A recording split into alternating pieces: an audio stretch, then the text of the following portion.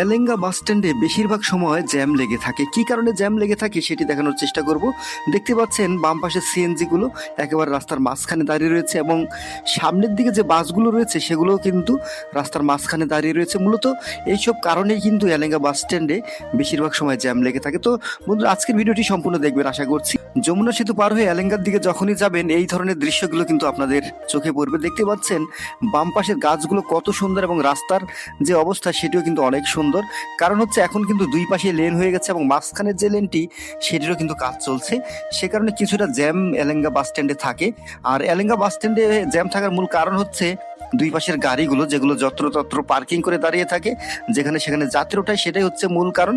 তবে এত সুন্দর দৃশ্য দেখে কার না ভালো লাগবে সেটিও কিন্তু বলতে চাই। কারণ আজকের ভিডিওতে এত সুন্দর সবুজ প্রকৃতি দেখতে পাবো সেটা কিন্তু এইভাবে আশা করি নাই। এত সুন্দর লাগছে চারিদিকে দৃশ্যগুলো, দেখতে পাচ্ছেন ভিডিওর মাধ্যমে।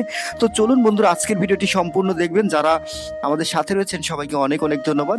যারা আমাদের ফেসবুক পেজ থেকে দেখছেন অবশ্যই ফলো করে দিবেন এবং যারা আমাদের ইউটিউব চ্যানেল থেকে দেখছেন অবশ্যই সাবস্ক্রাইব করে আমাদের সাথে যুক্ত হয়ে যাবেন। একটি করে লাইক শেয়ার করতে কিন্তু অবশ্যই ভুলবেন না।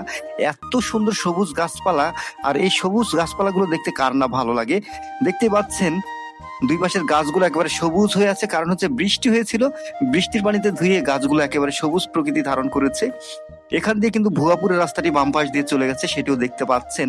এই রাস্তাতে বেশিরভাগ সময় সিএনজির দেখা পাওয়া যায়, বাস খুব একটা চলে না বাম পাশের রাস্তা দিয়ে, সেখানে বেশিরভাগ সময় সিএনজি গুলো দেখতে পাওয়া যায়। এই রাস্তায় ট্রাকের যে দৌড়াতো সেটা কিন্তু প্রত্যেক সময় দেখা যায়। বিশেষ করে বালির ট্রাকগুলো দেখতে পাচ্ছেন কিভাবে যাচ্ছে। যারা আমরা হেলমেট ছাড়া বাইক চালাই বা অন্যান্য যানবাহন চালাই তখন কিন্তু বালির ট্রাকগুলোর পিছনে পড়লে বালি এসে চোখে পড়ে এবং দুর্ঘটনা ঘটার সম্ভাবনা কিন্তু অনেক বেশি।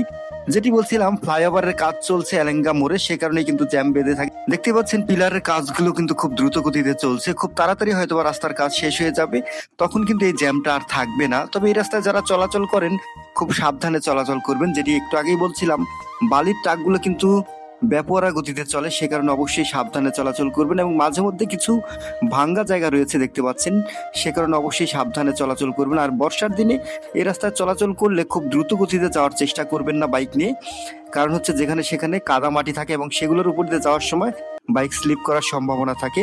সে কারণে অবশ্যই সাবধানে চলাচল করবেন যারা বৃষ্টির পরে এই রাস্তায় চলাচল করেন। একেবারে এলেঙ্গা মোড়ের কাছে অর্থাৎ বাস স্ট্যান্ডের কাছেই কিন্তু চলে এসেছে। একটু আগেই ভিডিওতে দেখছিলেন কেন জ্যাম বেঁধে থাকে, সেটি কিন্তু আবারও দেখানোর চেষ্টা করছি। দেখতে পাচ্ছেন বাম পাশে যে গাড়িগুলো রয়েছে সেগুলো কিভাবে দাঁড়িয়ে রয়েছে এবং সামনে কিছু বাসও দাঁড়িয়ে রয়েছে। সে কারণে কিন্তু মূলত এখানে জ্যাম বেঁধে থাকে। বিশেষ করে ঈদের সময় যারা এই রাস্তায় চলাচল করেন তারা কিন্তু প্রচুর জ্যাম পেয়ে যান এই রাস্তায়। সে কারণে অবশ্যই বলবো দেখে শুনে চলাচল করবেন। সামনে একটি অ্যাম্বুলেন্স, এর আগের ভিডিওতে দেখাচ্ছিলাম আপনাদেরকে অ্যাম্বুলেন্সের দৃশ্য। যেটি বলছিলাম, অ্যাম্বুলেন্স অনেক সময় আপনাদেরকে সাইড চাইবে, সেটি কিন্তু দেওয়ার চেষ্টা করবেন। কিন্তু এই মুহূর্তে অ্যাম্বুলেন্সে হয়তো বা রোগী নেই, তিনি খুব ধীর গতিতেই যাচ্ছেন। তো যারা যারা এই ভিডিওটি দেখছেন সবাইকে আরো একবার অনেক অনেক ধন্যবাদ জানাচ্ছি। আশা করছি একটি লাইক করতে ভুলবেন না এবং পেজ ফলো দিয়ে সাথে থাকবেন। এবং যারা আমাদের ইউটিউব থেকে দেখছেন অবশ্যই সাবস্ক্রাইব করে আমাদের সাথে যুক্ত হয়ে যাবেন। সবাইকে অনেক অনেক ধন্যবাদ প্রিয় বন্ধুরা।